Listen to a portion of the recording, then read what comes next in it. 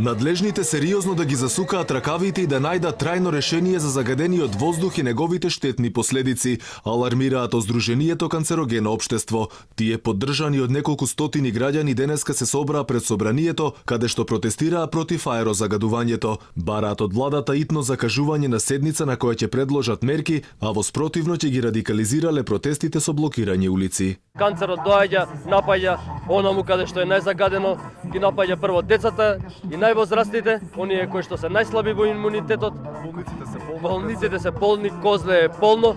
За тие деца ве повикувам сите да излезете на масовни протести. Никој во изминатите години не нашол конкретен план како да се реши проблемот со загадувањето. Власта, јавните предпријатија и сите кои имаат моќни политички функции не се заинтересирани да го решат проблемот со загадувањето на воздухот и последиците кои ги трпат децата, велат од Медјаши. Драги Змијанац рече дека ќе ги поддржат сите граѓански иницијативи кои имаат за цел да извршат притисок и да направат промена.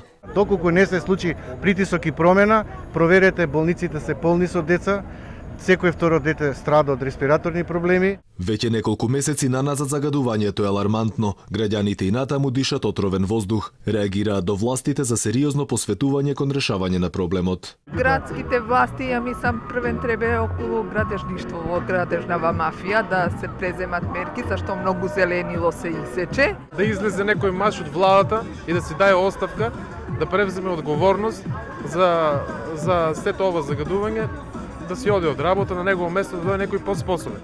Па многу работи треба да се направат, значи мерки некои да се применат, а не само препораки да се даваат. Комплетно да си дадат оставка од владата. Значи не се загадува само Скопје, се загадуваат повеќе градови. Организаторите на протестот ја поздравија блокадата пред депонијата Дрисла и го поддржуваат рокот што тие им го дадоа на надлежните за 15 дена да одговорат на нивните барања. Ги поддржуваат и средношколците кои најавија протест на 5 февруари пред секое средно училиште.